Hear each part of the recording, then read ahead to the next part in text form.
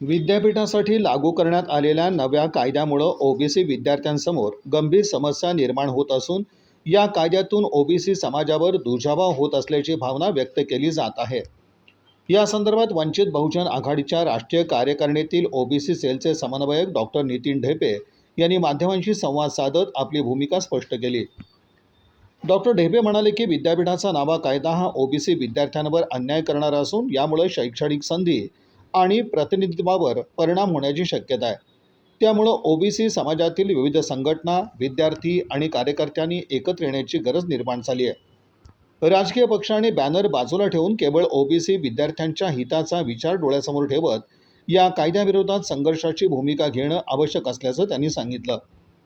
यासाठी येत्या मंगळवारी विशेष बैठकीचं आयोजन करण्यात आलं असून ओबीसी समाजातील विविध संघटना आणि पदाधिकाऱ्यांनी मोठ्या संख्येने उपस्थित राहावं असं आवाहनही त्यांनी केलं। दरम्यान या नव्या कायद्याबाबत ओबीसी समाजामध्ये नाराजीचं वातावरण निर्माण होत असून आगामी काळात या विषयावर आंदोलनाची दिशा ठरण्याची शक्यता व्यक्त केली जात आहे। नमस्कार, मी डॉक्टर नितीन ढेपे, वंचित बहुजन आघाडीचा ओबीसी समन्वयक, राष्ट्रीय कार्यकारिणी। विद्यापीठ अनुदान आयोग म्हणजे UGC जे सर्व देशातील विद्यापीठामध्ये नियमन करतं, त्या संदर्भामध्ये एक नवीन कायदा आलेला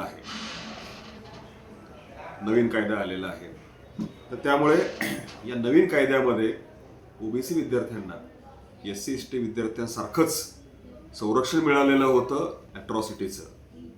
हैदराबादमध्ये रोहित वेमुला आणि मुंबईमध्ये डॉक्टर पायल तडवी या विद्यार्थ्यांनी जेव्हा आत्महत्या केल्या की या भेदभावाला कंटाळून, तेव्हा सुप्रीम कोर्टाने आदेश दिला की या विद्यार्थ्यांना संरक्षण मिळण्यासाठी कायदा करा। आणि या नवीन कायद्यामध्ये ओबीसी विद्यार्थ्यांना सुद्धा ॲट्रॉसिटीसारखं संरक्षण आहे।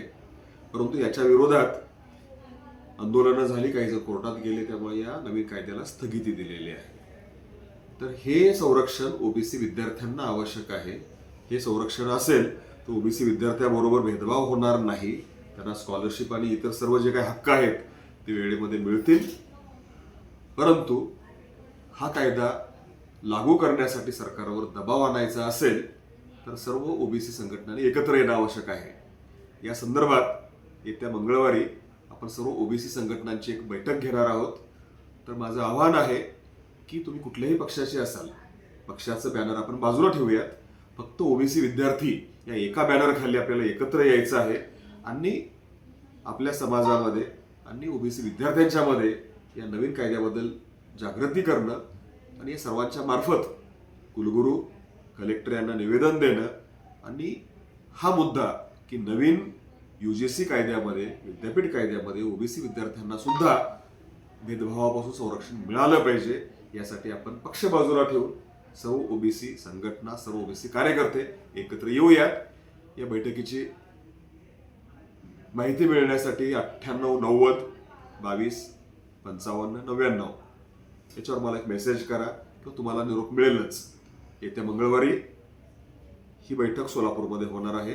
आपण सर्वजण यामध्ये उपस्थित राहा आणि ओबीसी विद्यार्थ्यांना संरक्षण मिळवून देण्यासाठी पक्ष बाजूला ठेवून आपण सर्वजण एकत्र येऊयात। धन्यवाद।